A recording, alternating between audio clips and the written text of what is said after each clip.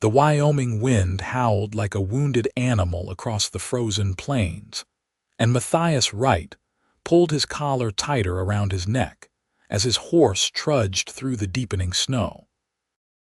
He had been riding for 3 days straight, tracking a stolen herd that seemed to vanish into the blizzard like ghosts, and his patience was wearing as thin as the leather of his worn gloves. The winter of 1884 was proving to be one of the harshest in memory, and even a seasoned cowboy like Matthias was beginning to wonder if he should have waited until spring to pursue the rustlers. That was when he heard it, a sound so faint he almost missed it beneath the shrieking wind, something that made his blood run cold in a way the weather never could. A baby was crying somewhere in the snow. Matthias dismounted faster than he had moved in days, his boots crunching through the frozen crust as he followed the desperate wailing. His heart hammered against his ribs as he spotted a dark bundle half buried beneath a skeletal cottonwood tree, its branches rattling like bones in the gale. He fell to his knees and brushed away the snow with trembling hands, uncovering a basket woven from prairie grass and lined with what looked like pieces of a worn dress. Inside, wrapped in threadbare blankets, was an infant no more than a few months old, its face red from crying and cold. "Jesus Christ," Matthias breathed, scooping the baby up against his chest. The child was a girl, he realized, and she was freezing. He tore open his coat and tucked her inside against his body heat, feeling her tiny form shudder with cold. She quieted almost immediately, her small fists clutching at his shirt. His mind raced as he looked around the desolate landscape. Who would leave a baby out here to die? The nearest town was miles away, and there were no tracks he could see through the falling snow. He carried the child back to his horse, a sturdy buckskin mare named Clementine, and tried to think clearly through his shock and anger. The baby needed warmth, food, and shelter immediately. His pursuit of the rustlers would have to wait. He had passed a small settlement about 2 hours back, nothing more than a trading post and a few scattered buildings, but it was the closest civilization. Matthias swung into the saddle carefully, keeping one arm wrapped protectively around the bundle inside his coat, and turned Clementine back the way they had come. The ride seemed to take forever, but eventually the dim lights of the settlement appeared through the snow like salvation. Matthias guided his horse to the trading post and kicked open the door, startling the elderly proprietor who had been dozing by the stove. "I need milk," Matthias said without preamble, "and a woman who knows how to care for a baby." The old man, whose name was Samuel, took one look at the situation and sprang into action with surprising speed. Within minutes, Matthias found himself in a small back room with a warm fire crackling in the hearth, while Samuel's wife Martha fussed over the infant with practiced hands. She was in her 60s, with silver hair and kind eyes that crinkled with concern. "This child is half frozen," Martha said, examining the baby with gentle efficiency. "Where did you find her?" "Out in the snow, abandoned under a tree," Matthias replied, his jaw tight. "No sign of anyone nearby." Martha shook her head sadly as she wrapped the baby in warm blankets and began feeding her milk from a small bottle. "Poor little thing. What kind of mother would do such a thing?" "That is what I intend to find out," Matthias said grimly. "As soon as the storm passes, I am going to track down whoever left her out there." "Now hold on," Samuel interjected, poking his head into the room. "Maybe the mother had no choice. Could be she died or was in desperate trouble." Matthias had considered that possibility during the ride back, and it was the only reason he had not already made up his mind to string up whoever was responsible. But abandoned was abandoned, and he wanted answers. The baby fell asleep in Martha's arms, her tiny chest rising and falling peacefully now that she was warm and fed. Matthias stared at her small face, feeling something strange twist in his chest.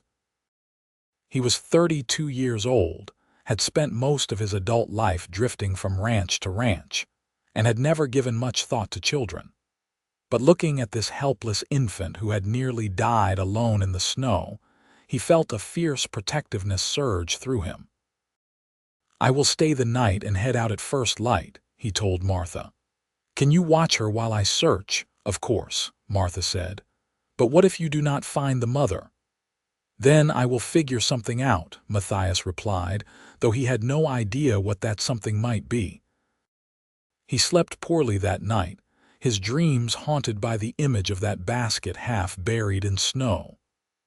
When dawn broke gray and cold, he was already saddling Clementine, his saddlebags packed with supplies.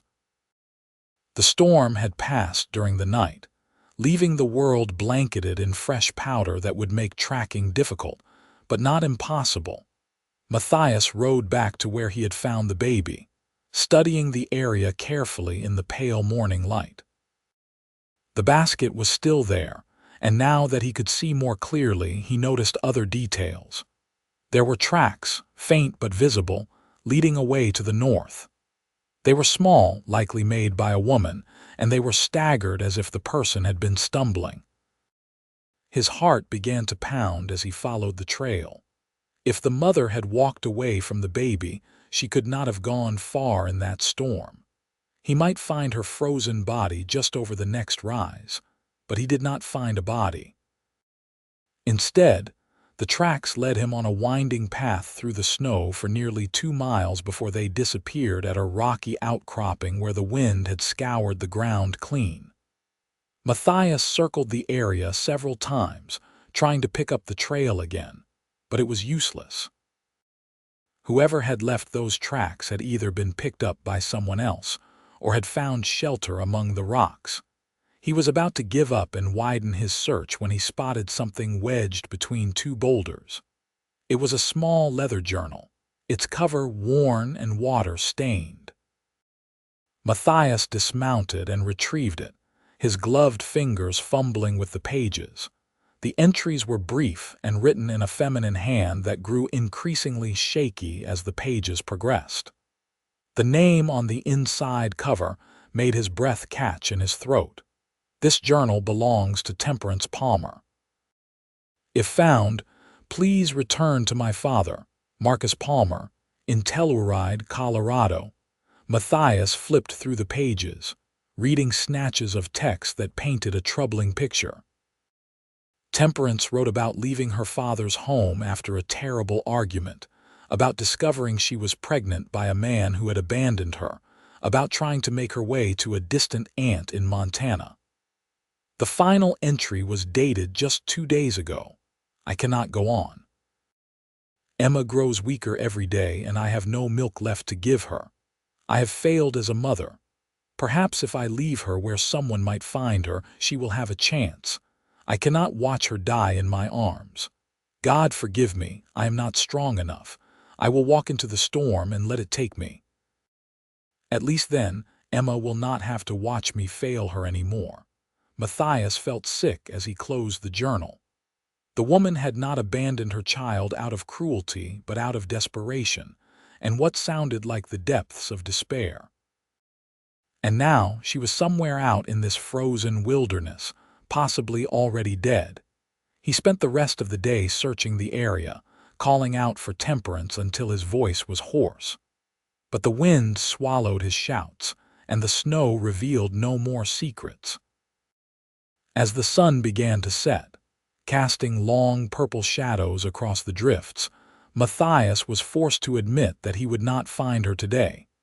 He returned to the trading post with a heavy heart, the journal tucked safely in his coat pocket.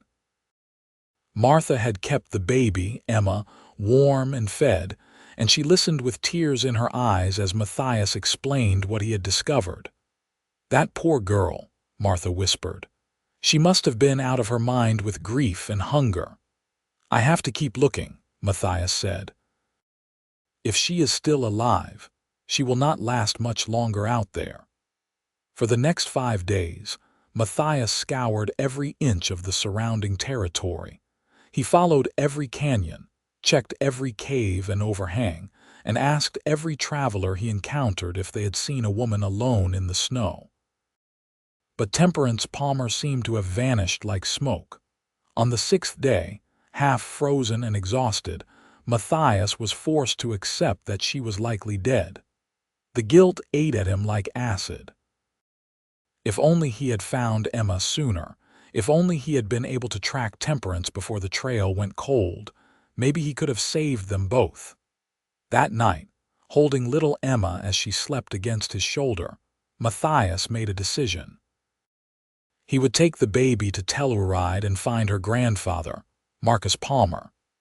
It was what Temperance had wanted, a connection to family, and it was the least he could do for the woman who had made the ultimate sacrifice for her child.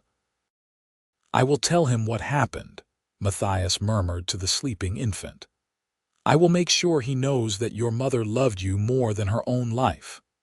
Martha helped him prepare for the journey, packing supplies and showing him how to care for Emma properly. The trip to Telluride would take at least a week in good weather, possibly longer with a baby, but Matthias was determined to see it through. They left the trading post on a cold but clear morning, with Emma bundled snugly in a sling that Martha had fashioned to wear across his chest. Clementine seemed to sense the precious cargo and walked with unusual care, her hooves finding solid ground with each step. The journey was harder than Matthias had anticipated. Emma needed to be fed every few hours, and finding shelter each night was challenging. But there were unexpected kindnesses along the way. A family of homesteaders gave them a warm place to sleep and fresh milk for Emma. A circuit preacher offered prayers and encouragement. A Cheyenne woman at a river crossing showed him a better way to soothe the baby when she cried. By the time they reached the outskirts of Telluride, high in the Colorado mountains, Matthias had grown attached to the little girl in ways he had never expected.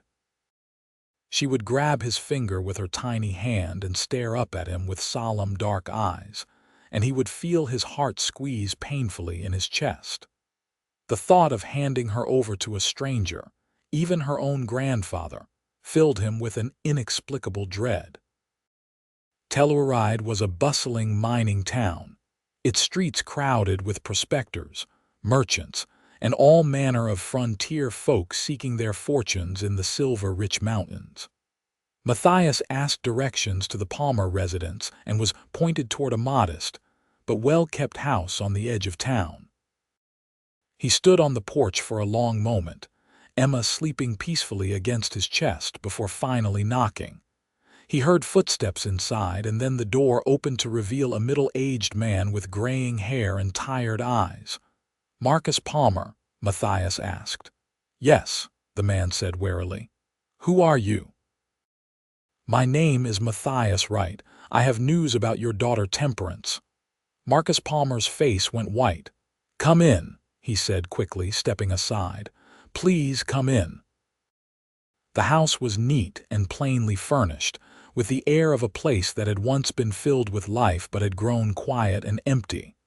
Marcus gestured for Matthias to sit by the fire and then noticed the bundle strapped to his chest. "Is that—" Marcus's voice broke. "Is that my granddaughter?" "Her name is Emma," Matthias said gently. "I found her abandoned in the snow about 2 weeks ago in Wyoming.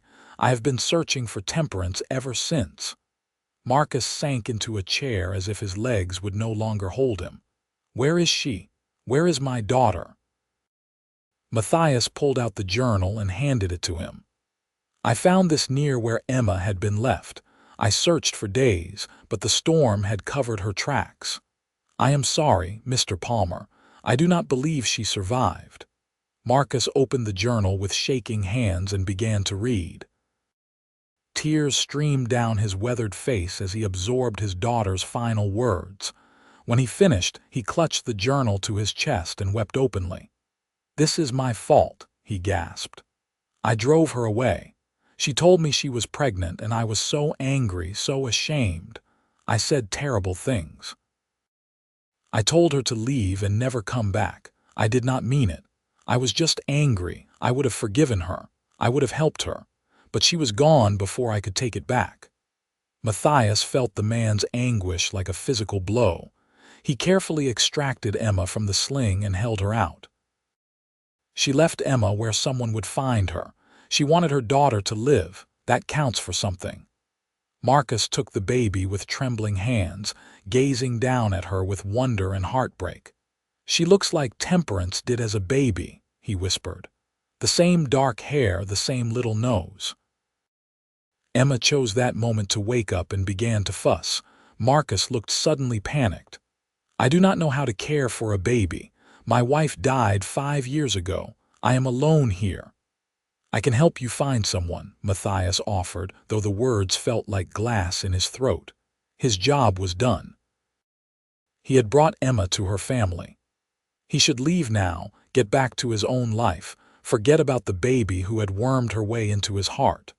But he found himself staying that night, and the next, showing Marcus how to feed and change Emma, how to soothe her when she cried.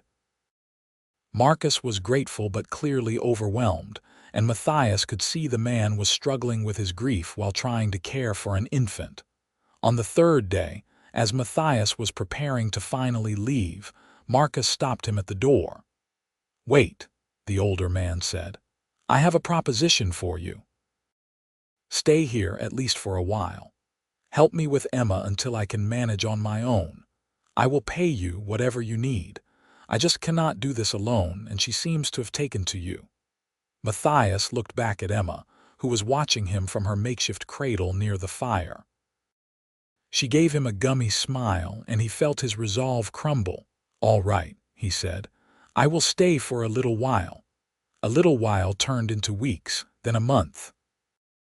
Matthias found work at a nearby ranch to help support Marcus's household, spending his days wrangling horses and his evenings helping care for Emma. Life fell into a comfortable rhythm, and Matthias began to think that maybe he had found a place where he belonged. Then, on a gray afternoon in early March, everything changed. Matthias was in town picking up supplies when he saw her. She was thin and pale, with dark hair hanging limply around her hollow-cheeked face, and she was standing outside the general store with the look of someone who was lost. Something about her made him stop and stare. The woman turned, and their eyes met. Hers were dark and haunted, but there was a spark of something fierce burning in their depths. She looked him over with the wariness of a wild animal, then turned to continue down the street. "Wait," Matthias called out before he could stop himself. He did not know why, but something about her pulled at him like a rope around his chest. She paused but did not turn back. "What do you want? You look like you could use a hot meal," Matthias said, closing the distance between them. Now that he was closer, he could see how truly thin she was, how her clothes hung on her frame like they were 2 sizes too large. There were shadows under her eyes that spoke of sleepless nights and suffering. "I am fine," she said, but her voice wavered. "When did you last eat?" Matthias pressed gently. The woman's jaw tightened, and for a moment he thought she would walk away. But then her shoulders sagged. "2 days ago." "Come on," Matthias said, gesturing toward the small restaurant across the street. "Let me buy you something, no strings attached." She studied him for a long moment, clearly weighing her desperation against her distrust. Finally, she nodded. "All right." They sat in the corner of the restaurant, and Matthias ordered her a full meal with extra bread. She ate slowly at first, as if trying to maintain some dignity, but soon she was devouring the food with the single-minded focus of someone who was truly starving. "What is your name?" Matthias asked gently. The woman hesitated, then said, "Temperance." Matthias felt the world tilt sideways. He stared at her, his mind refusing to process what he had just heard. "Temperance Palmer," he managed to croak. Now it was her turn to stare. "How do you know my name?" Because I found your baby in the snow, Matthias said, his voice shaking. Because I have been caring for her for the past 2 months. Because I thought you were dead. The color drained from Temperance's already pale face. She gripped the edge of the table so hard her knuckles turned white. "Emma," she whispered. "She is alive." "Yes," Matthias said. "She is alive and healthy. She is with your father." Temperance made a sound that was half sob, half laugh. Tears began streaming down her face. "She is alive. My baby is alive." "How are you alive?" Matthias demanded, relief and anger and confusion all warring in his chest. "Your journal said you were going to walk into the storm. I searched for you for days." Temperance wiped her eyes with the back of her hand. "I did walk into the storm. I wanted to die, but I got turned around in the snow and stumbled into a line camp. There were 2 miners there who were riding out the weather. They kept me alive, though I did not want them to at first. When the storm passed and I was strong enough to travel, I tried to go back to find Emma, but I could not remember exactly where I had left her. I have been searching for weeks, terrified that I would find her frozen body." Her voice broke on the last word, and Matthias reached across the table to grasp her hand before he could think better of it. "She is safe," he said firmly. "I promise you she is safe." Temperance clung to his hand like a lifeline, her whole body shaking with sobs. Matthias let her cry, his own throat tight with emotion. Against all odds, against everything that made sense, Temperance Palmer was alive. Emma's mother was alive. When Temperance finally composed herself enough to speak again, she said, "I need to see her. Please, I need to see my daughter." "Of course," Matthias said. "I will take you to her right now." They left the restaurant and walked through the streets of Telluride, Temperance moving in a daze beside him. Matthias kept glancing at her, half afraid she would disappear like a ghost. She was real, solid, alive. The woman he had mourned, whose words in that journal had haunted his dreams, was walking beside him. When they reached Marcus Palmer's house, Matthias knocked on the door. Marcus answered with Emma on his hip, and his face went through a series of expressions that would have been comical under different circumstances. Shock, disbelief, joy, and finally, overwhelming relief. "Temperance," he breathed. And then she was in his arms, both of them crying and holding each other while Emma babbled cheerfully between them. Matthias stepped back to give them privacy, but Temperance suddenly pulled away from her father and turned to him. "You saved her," she said, her dark eyes locked on his. "You saved my baby's life." "Anyone would have done the same," Matthias said, though he knew that was not true. Plenty of people would have ridden past that basket, would have ignored the faint crying, would have decided it was not their problem. "No," Temperance said firmly, "not anyone. You did this. You cared for her. You brought her to safety." She reached out and took Emma from her father, holding her daughter close and breathing in the scent of her hair. Emma grabbed a fistful of Temperance's dress and cooed happily. "Thank you," Temperance whispered, looking at Matthias over Emma's head. "Thank you for giving me back my reason to live." Matthias felt something shift in his chest, something profound and terrifying. He looked at this woman who had been through hell and back, who had sacrificed everything for her child, who was staring at him with gratitude and something else he could not quite name. And he realized he was in serious trouble. Over the following weeks, Temperance slowly regained her strength. Marcus insisted she stay with him, and the house that had been quiet and empty suddenly filled with life again. Matthias found himself spending more and more time there, ostensibly to help with Emma, but increasingly because he wanted to be near Temperance. She was different from anyone he had ever known. She had a quiet strength that had been forged in hardship, a determination to rebuild her life despite everything she had lost. She was also funny in unexpected ways, with a dry wit that caught him off guard and made him laugh. And when she smiled, really smiled, it was like watching the sun break through storm clouds. Temperance, for her part, found herself drawn to this cowboy who had saved her daughter's life. Matthias was steady and reliable in a world that had proven itself to be neither. He was gentle with Emma, patient when she cried, and seemed genuinely pleased to be around them. But more than that, he treated Temperance with a respect she had not experienced in a long time. He never asked about Emma's father, never judged her for her choices, never made her feel like she was less because of what had happened to her. One evening, after Emma had been put to bed and Marcus had retired to his room, Temperance and Matthias sat by the fire talking. They had fallen into this habit over the past few weeks, these quiet conversations that stretched late into the night. "Can I ask you something?" Temperance said, watching the flames dance in the hearth. "Anything," Matthias replied. "Why did you do it, really? You could have taken Emma to the nearest town and left her there. You could have handed her over to my father and ridden away. But you stayed. Why?" Matthias was quiet for a long moment, staring into his coffee cup. "When I found Emma in the snow, something happened to me. I looked at this tiny, helpless baby who had been left to die, and I felt angrier than I have ever felt in my life, but also protective, like it was my job to make sure she survived. And then, when I read your journal, when I understood why you had done what you did, I felt like I owed it to you to see her safely to family, to make sure she knew that her mother had loved her." He paused, then looked directly at Temperance.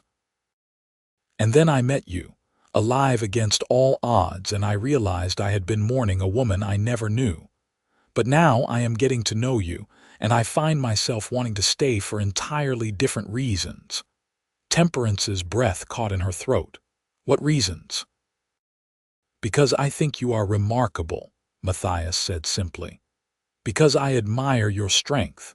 Because when I am around you, I feel like I have finally found something I did not even know I was looking for."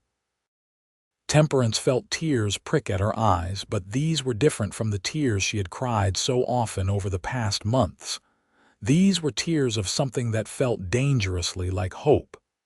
"I have made so many mistakes," she said softly. "I trusted the wrong man. I got pregnant outside of marriage. I abandoned my baby in the snow. I am not someone you should admire." Matthias leaned forward and gently took her hand. "You survived. You did what you thought you had to do to give Emma a chance at life. And you are here now, fighting to be the mother she deserves. Those are not mistakes, Temperance. Those are the actions of someone who refuses to give up." Temperance looked down at their joined hands, feeling the warmth of his calloused palm against hers. "I am afraid," she admitted. "I am afraid to trust again, to hope again." "I know," Matthias said. "I am not asking you to trust me right away. I am just asking for the chance to prove that I am worth trusting." She met his eyes and saw nothing but sincerity there. Slowly she nodded. "All right." From that night on, something changed between them. The attraction that had been simmering beneath the surface began to bloom into something deeper. They took walks together, with Emma bundled against the spring chill. They cooked meals side by side in Marcus's kitchen. They talked about everything and nothing, learning each other's histories and dreams. Marcus watched their growing attachment with approval. He pulled Matthias aside one day and said, "You are good for her. I have not seen my daughter smile like this in years." "I care about her," Matthias admitted. "About both of them." "I can see that," Marcus said. "Just be patient with her. She has been hurt badly, and it will take time for her to fully trust again." Matthias was patient. He let Temperance set the pace, never pushing for more than she was ready to give. But his feelings grew stronger every day. He loved the way she hummed to Emma when she thought no one was listening. He loved how she threw herself into helping her father with his small garden, determined to contribute to the household. He loved her fierce independence and her vulnerability in equal measure. Temperance found herself falling in love almost against her will. She had sworn off men after Emma's father had abandoned her, had built walls around her heart to protect herself from further pain. But Matthias scaled those walls with kindness and patience, showing her through his actions that not all men were like the one who had hurt her. One warm afternoon in May, they took Emma to a meadow just outside of town where wildflowers were beginning to bloom. Emma, now 6 months old and growing stronger every day, sat on a blanket and grabbed at the flowers with delighted shrieks. Temperance and Matthias sat nearby, watching her with matching expressions of affection. "She is going to be walking before we know it," Temperance said. "And then we will really have our hands full," Matthias replied with a grin. Temperance noticed his use of "we" and felt warmth spread through her chest. "Matthias," she said softly. He turned to look at her, and she was struck by how handsome he was with the afternoon sun lighting up his brown hair and making his green eyes practically glow. "Yes. I think I am ready," she said. "Ready for what? To trust you. To believe in this." She gestured between them, her hand trembling slightly. "To admit that I am falling in love with you." Matthias's face transformed with joy. He reached out and cupped her cheek gently. "I have been in love with you for weeks," he said. "I just did not want to rush you." "You can kiss me now," Temperance whispered. Matthias leaned in slowly, giving her every chance to change her mind, but she did not. When their lips met, it was soft and sweet and perfect. Temperance felt something inside her that had been frozen and broken begin to thaw and heal. This was what love was supposed to feel like. Safe and cherished and real. They pulled apart when Emma let out a particularly loud squeal, and they both laughed. "I think someone wants attention," Matthias said.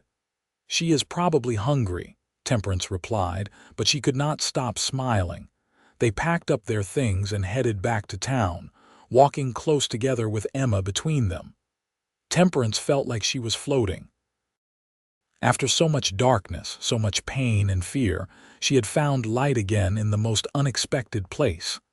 That evening, after Emma was asleep, Matthias spoke with Marcus. "Sir, I would like your permission to court your daughter properly." Marcus smiled. "You already have it, son.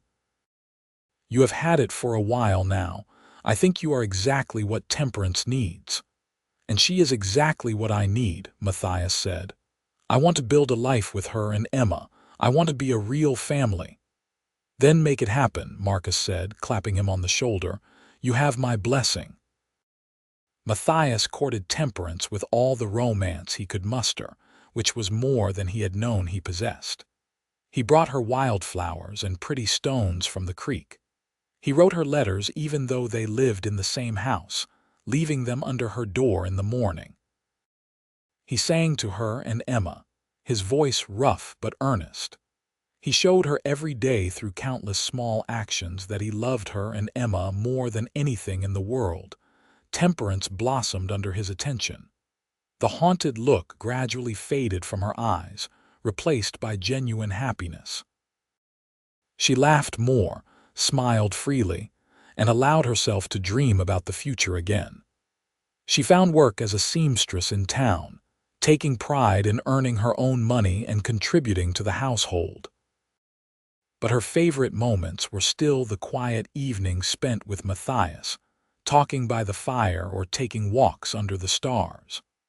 On a warm July evening, as the sun set over the mountains in a blaze of orange and gold, Matthias took Temperance back to the meadow where they had first kissed. Emma was with Marcus for the evening, giving them some rare time alone. "I have something to ask you," Matthias said, taking both of her hands in his. Temperance's heart began to race. "What is it?" Matthias took a deep breath. "When I found Emma in the snow, I thought I was just saving a baby's life. I had no idea I was actually finding my future. You and Emma have become everything to me, Temperance. I cannot imagine my life without you both in it, so I am asking, will you marry me? Will you let me be Emma's father and your husband? Will you build a life with me? Tears streamed down Temperance's face, but she was smiling. Yes, she said without hesitation. Yes, yes, yes. Matthias pulled out a simple gold ring that had belonged to his mother, the only thing of value he owned, and slipped it onto Temperance's finger. Then he kissed her deeply, pouring all of his love and commitment into that kiss. They were married a month later in a simple ceremony at the small church in Telluride. Marcus walked Temperance down the aisle, tears of joy streaming down his face. Emma was there too, babbling happily in the arms of Martha from the trading post, who had made the journey to attend the wedding. The ceremony was simple but heartfelt, and when the preacher pronounced them husband and wife, Matthias kissed his bride with such tenderness that several people in attendance openly wept. The newlyweds moved into a small house that Matthias had purchased on the outskirts of town, close enough to Marcus for visits, but far enough for their own privacy. It was modest but sturdy, with a bedroom for them and a smaller room for Emma, and a kitchen where Temperance immediately set about making it feel like home. Their first months of marriage were blissfully happy. Matthias continued to work at the ranch, and Temperance took in sewing. Emma grew and thrived, taking her first wobbly steps just before her first birthday. The whole family celebrated, with Marcus insisting on making a cake for the occasion, but the shadow of Emma's conception still hung over them sometimes. One night as they lay in bed together, Temperance finally opened up about what had happened. His name was Daniel, she said quietly, her head resting on Matthias's chest. I met him at a dance in town. He was charming and handsome, and he said all the right things. He promised to marry me. I believed him. I was naive and foolish, and I believed every word. You are not foolish, Matthias said firmly, stroking her hair. He was a liar who took advantage of your trust. When I told him I was pregnant, he disappeared, Temperance continued. Just vanished like he had never existed. I was so ashamed. My father was furious. I could not bear to see the disappointment in his eyes, so I ran. I thought I could make it to my aunt in Montana, that she would help me. But I ran out of money and food. I got sick. Emma was born in a soddy that some kind family let me shelter in, but I had no milk, no resources. I watched her getting weaker every day, and I felt so helpless. She was crying now, and Matthias held her tighter.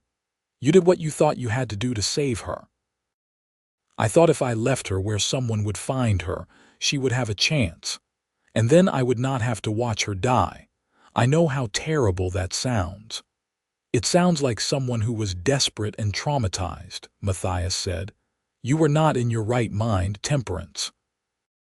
Anyone in your situation would have been struggling with dark thoughts. You think Emma will hate me when she is older? Temperance asked in a small voice. When she learns the truth about how she came into the world and what I did. I think Emma will understand that her mother loved her so much she nearly died trying to give her a better life, Matthias said. And I think she will be grateful to have such a strong, brave woman as her mother. Temperance tilted her head up to look at him. Thank you for loving me despite everything. I do not love you despite everything, Matthias said. I love you because of everything, because you survived, because you fought your way back to your daughter, because you took a chance on me even when you had every reason not to trust again.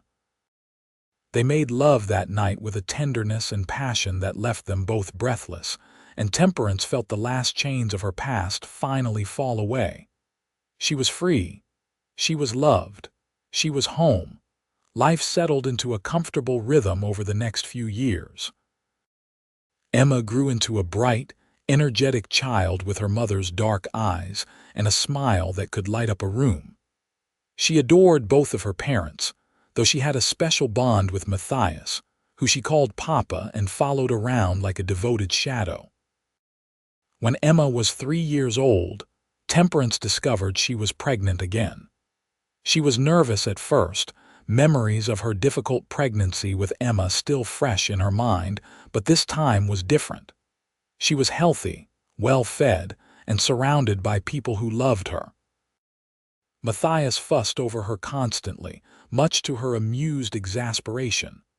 "I am pregnant, not made of glass," she told him one afternoon when he insisted on carrying a basket of laundry for her. "I know," Matthias said, setting the basket down, "but I want to take care of you. Is that so terrible?" Temperance softened and kissed his cheek. "No, it is not terrible. It is actually quite wonderful." Their son was born on a crisp October morning, arriving with a lusty cry that made everyone laugh with relief. They named him Marcus Thomas Wright, after both his grandfather and in honor of Temperance's middle name. He had Matthias's green eyes and a shock of reddish-brown hair. Emma was fascinated by her baby brother, wanting to help with everything. She would sing to him when he cried and bring him toys when he was fussy. Matthias and Temperance watched their children together with hearts so full they sometimes felt like bursting. 2 years later, another daughter joined the family. They named her Charlotte Grace Wright, and she was a peaceful baby who rarely cried and seemed content to observe the world with wide, curious eyes. Emma, now 5, took her role as big sister very seriously, while 3-year-old Thomas was less interested in the new baby and more interested in the ranch horses. Their little house felt cramped with 3 children, so Matthias began building an addition. Marcus helped, along with friends from the ranch in town. It took months, but eventually they had a larger home with bedrooms for all the children and a proper dining room for family meals. Marcus Palmer was a frequent visitor and a beloved grandfather. He doted on all 3 children but had a special softness for Emma, his firstborn grandchild who had survived against all odds. He often told her stories about her grandmother, keeping that memory alive. "You look just like her," Marcus would say, running his hand over Emma's dark hair. "She would have loved you so much." As the children grew, Matthias and Temperance made sure they understood the truth of their family's beginning. They told Emma, when she was old enough to understand, about how she had been found in the snow and how Matthias had saved her life. They explained in age-appropriate terms about Temperance's first difficult pregnancy and the circumstances that had led to Emma's birth. Emma listened with wide eyes, then threw her arms around both of her parents. "So Papa is not my real father?" she asked. "I am your real father in every way that matters," Matthias said firmly. "I chose to love you from the moment I found you in the snow. That makes me just as much your father as if you had been born from my blood. And the man who helped create you did not deserve to be your father," Temperance added. "So we do not speak of him. You have a papa who loves you, and that is all you need to know." Emma seemed satisfied with this explanation and went back to playing with her siblings. But later, Matthias found Temperance crying in their bedroom. "What is wrong?" he asked, gathering her into his arms. "I was so afraid she would hate me," Temperance sobbed, "that she would see me as a bad mother." "Never," Matthias said. "Emma adores you, they all do." "You are an amazing mother, Temperance. Do not let the demons of your past tell you otherwise." As the years passed, those demons grew quieter. Temperance threw herself into her family and her community, becoming known as an excellent seamstress and a kind neighbor. She helped other women who found themselves in difficult situations, offering them support without judgment. It was her way of paying forward the second chance she had been given. Matthias thrived as a father and husband. He eventually saved enough money to buy a small ranch of their own, where he raised horses and taught his children to ride. Thomas showed a natural aptitude for ranch work and followed his father everywhere, eager to learn. Charlotte was quieter but showed an early love of books and learning.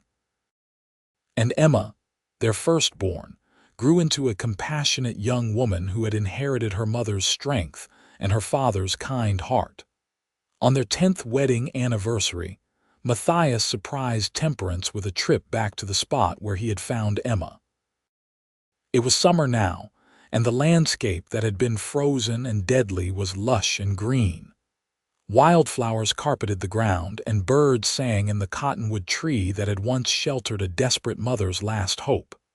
"I wanted to come back here," Matthias said, holding Temperance's hand. "To see this place as it should be seen, not as a place of despair, but as a place where everything began." Temperance looked around with tears in her eyes. "I can barely remember that day. I was so lost in my grief and desperation, but I do remember this tree. I remember placing Emma's basket here and praying that someone would find her before it was too late." "Someone did," Matthias said softly. "And that someone fell in love with her mother and became part of the most amazing family a man could ask for." They stood there together, remembering and healing as the Wyoming wind blew warm and gentle around them. So much had changed since that terrible winter day a decade ago. They had built a beautiful life from the ashes of tragedy, had created a home filled with love and laughter. "Do you ever regret it?" Temperance asked suddenly. "Taking on a woman with a baby and all my baggage," Matthias turned to her and cupped her face in his hands. "Not for a single second. Finding Emma led me to you, and you are the best thing that ever happened to me. I would do it all again in a heartbeat." Temperance kissed him deeply, pouring all her love and gratitude into that kiss. "I love you, Matthias Wright. And I love you, Temperance Wright." They returned home to find their children had prepared a surprise anniversary celebration with Marcus's help. The house was decorated with wildflowers, and Charlotte had baked a lopsided cake that leaned dangerously to one side. Thomas proudly presented them with a hand-carved frame containing a drawing Emma had made of their family. "It is perfect," Temperance said, tears streaming down her face as she looked at the smiling faces captured in childish but loving detail. "You are all perfect." That night, after the children were asleep and Marcus had gone home, Matthias and Temperance sat on their porch and watched the stars emerge in the darkening sky. "You think about the future?" Temperance asked. "About what comes next?" "I think about growing old with you," Matthias said. "About watching our children grow up and maybe having grandchildren someday. About spending every day I have left loving you and our family." "That sounds perfect," Temperance said, leaning her head on his shoulder. "What do you think about?" Matthias asked. "The same things," Temperance admitted. "And about how lucky I am. I should not have survived that winter, Matthias. By all rights, both Emma and I should have died. But instead we found you, and you saved us in more ways than one." "We saved each other," Matthias corrected gently. "I was just drifting before I found you and Emma. Now I have a purpose, a home, a family. You gave me that." They sat in comfortable silence for a while, listening to the sounds of the night. Inside, their children slept safely in their beds. On a nearby ranch, Marcus was probably reading by lamplight before turning in for the night. The world felt peaceful and right. Over the next decade, their family continued to grow and evolve. Emma met a nice young man from town, a school teacher named Robert who treated her with the respect and kindness she deserved. Matthias grilled him thoroughly before giving his blessing, and Temperance cried happy tears at their wedding. Thomas grew into a strong young man who took over much of the ranch work, eventually marrying a rancher's daughter and bringing her to live on the property. They built a small house on the edge of Matthias and Temperance's land, close enough for family but far enough for privacy. Charlotte pursued her love of learning, and became a teacher herself, following in her brother-in-law's footsteps. She remained unmarried but happy, living in town and visiting the ranch every Sunday for family dinners. Marcus lived to see all his grandchildren grow up, passing away peacefully in his sleep at the age of 78. His funeral was well attended, and Temperance gave a beautiful eulogy about the father who had welcomed her back with open arms and never stopped believing in second chances. As Matthias and Temperance aged, their love only deepened. They had weathered storms together, both literal and metaphorical, and had come through stronger for it. Their hair turned gray, their bodies grew slower, but their commitment to each other never wavered. On a spring afternoon when Matthias was 62 and Temperance 58, they took a walk through their property, hand in hand as they had done countless times before. The ranch was thriving under Thomas's management, and they could hear the laughter of grandchildren playing in the distance. "We did good, didn't we?" Temperance said, surveying their land with satisfaction. "We did better than good," Matthias replied. "We built something real and lasting. We created a family and a legacy." "And it all started with you refusing to ride past a crying baby in the snow," Temperance said, squeezing his hand. "Best decision I ever made," Matthias said. "Well, that and asking you to marry me." They sat down on a bench that Thomas had built for them, overlooking the valley where their children and grandchildren were making lives of their own. Temperance rested her head on Matthias's shoulder, and he wrapped his arm around her. "Do you remember what you said to me that first night after I told you who I was?" Temperance asked. "I said a lot of things," Matthias replied with a smile. "You said that Emma was safe. You promised me she was safe, and you kept that promise, not just that day but every day since. You kept us both safe. You gave us a home and a family and a life worth living." "And you gave me the same," Matthias said. "Before you, I was just a drifter. I had no roots, no real purpose. You and Emma changed all of that. You made me want to be better, to build something lasting." They sat in comfortable silence as the sun began to set, painting the sky in shades of orange and purple. In the distance, they could see Emma helping her daughter plant flowers in the garden. Thomas was teaching his son to rope a fence post. Charlotte was sitting under a tree reading to two of her young nieces. "Look at what we created," Temperance whispered. "All of this from such a dark beginning." "That is the thing about darkness," Matthias said. "It makes the light that comes after seem even brighter." As twilight deepened around them, their grandchildren began calling them in for dinner.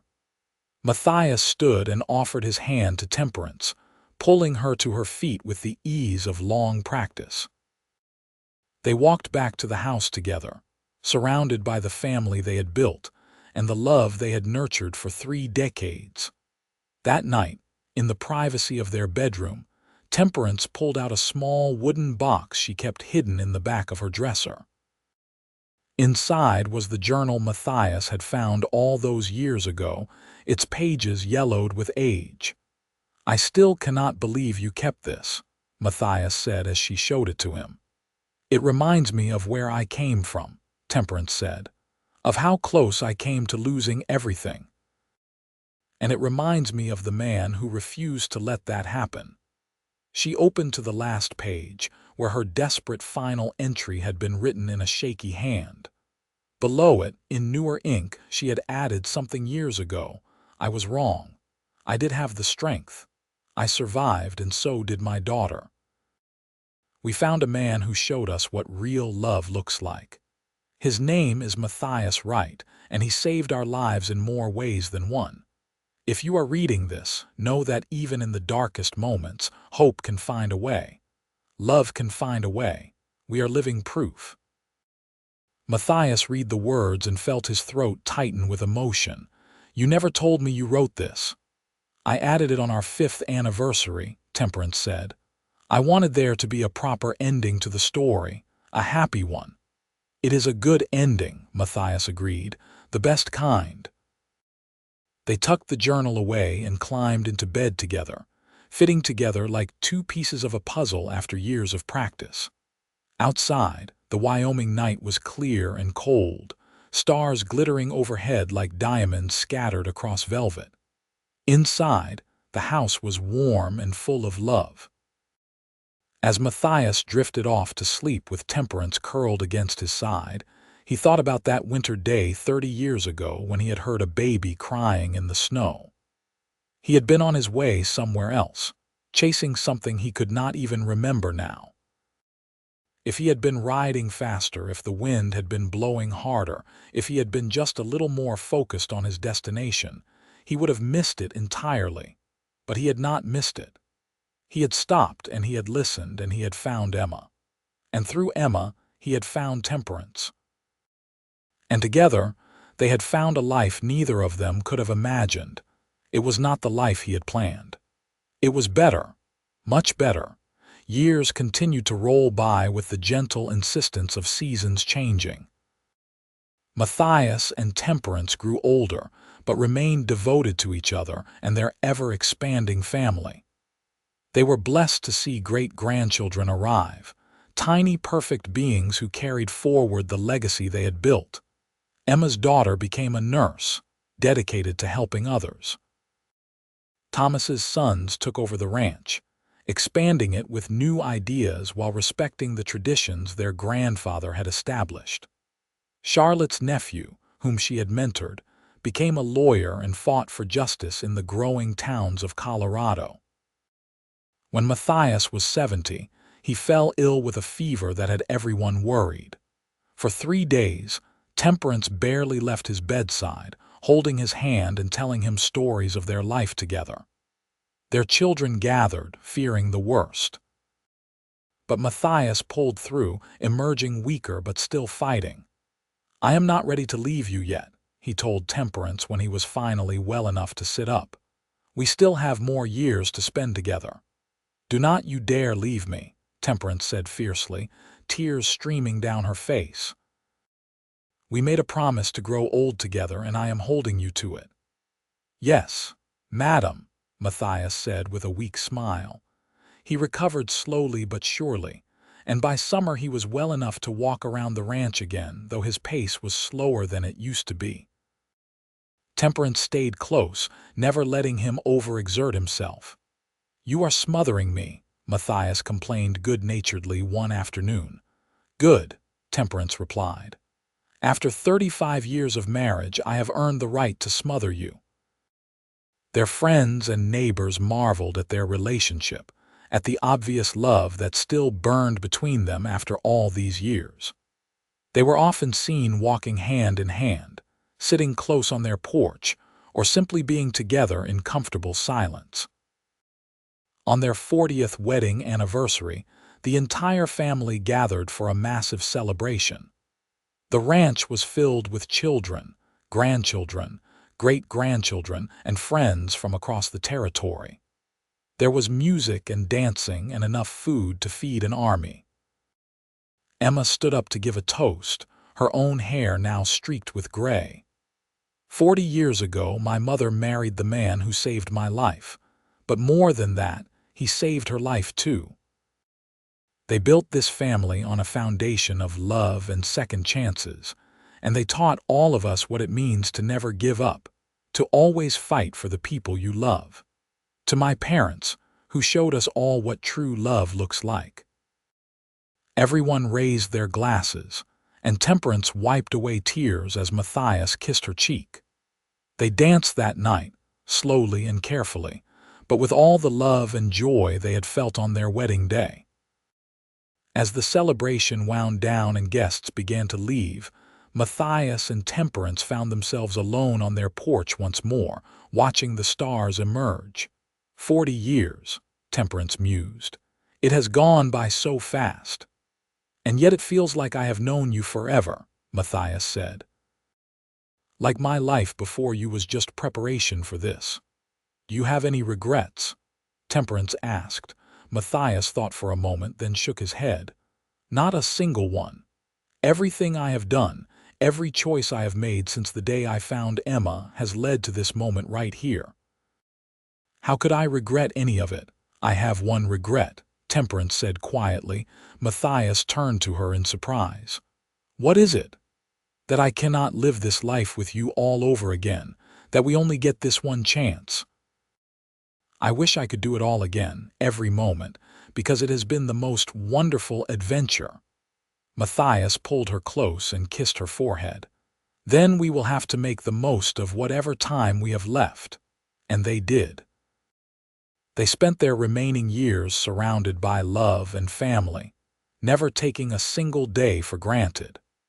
They told their story often, wanting the younger generations to understand the importance of compassion, of stopping to help someone in need, of believing in second chances. When Matthias finally passed away at the age of 78, it was peacefully in his sleep with Temperance beside him. She held his hand and whispered her love until his last breath, and then she wept for the man who had given her everything. But Temperance was not ready to give up yet. She lived for another 5 years, surrounded by her children and their families, continuing to share the story of how a cowboy found a baby in the snow and discovered his entire future. She told them about the desperate mother who had made an impossible choice, about the grandfather who had welcomed them home, about the family that had grown from the darkest of beginnings. When it was finally her time, she went peacefully with Emma holding one hand and Thomas holding the other. Her last words were, "Tell your father I am coming home to him." They buried her next to Matthias on a hill overlooking the ranch, and everyone agreed it was the perfect spot. From there, they could watch over the family they had built, the legacy they had created, the love that would continue long after they were gone. Emma, now in her 70s herself, stood at the graves with her own grandchildren gathered around her. She told them the story one more time, wanting them to understand where they came from. "I was abandoned in the snow as a baby," she said, "left to die. But a cowboy named Matthias Wright heard me crying and refused to ride past. He saved me, and then he saved my mother, and together they built all of this. This family, this ranch, this legacy. We exist because one man chose compassion over convenience, because one woman refused to give up even when she had every reason to. Because they found each other and built a love strong enough to last a lifetime." She placed flowers on both graves, touching the headstones gently. "Thank you, Papa. Thank you, Mama, for everything." The family gathered there on that hillside, representing 4 generations of love and life, all stemming from one terrible winter day when a baby cried in the snow and a cowboy stopped to listen. They told stories and shared memories, laughing and crying in equal measure. As the sun set over the Colorado mountains, painting the sky in brilliant shades of gold and crimson, the family finally began to disperse. But the legacy of Matthias and Temperance Wright remained, woven into the very fabric of their descendants' lives. The ranch continued to thrive, passed down through the generations. The little house that Matthias had expanded to fit their growing family was preserved and maintained, becoming a gathering place for family celebrations and holidays. The story of how it all began was told and retold, becoming legend.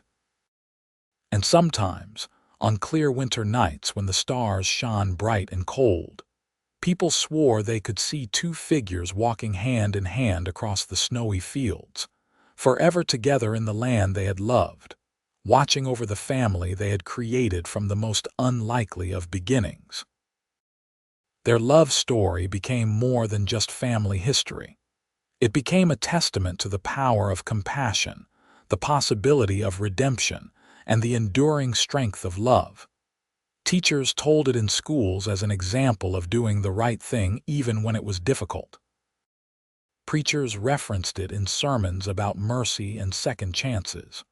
Writers documented it in books about the American West, but for the right family, It was simply the truth of where they came from, the foundation upon which everything else was built. A reminder that even in the darkest moments, even when all seems lost, love can find a way. Hope can survive. Families can be forged in the fires of hardship and emerge stronger than steel. Matthias Wright had been a simple cowboy, drifting through life without a clear destination.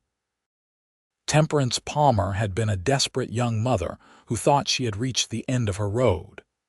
Together, they had created something extraordinary, proving that the most beautiful beginnings can come from the most devastating circumstances. Their story lived on, told around dinner tables and whispered at bedtimes, passed from generation to generation like the most precious heirloom. And in that way, they never truly died.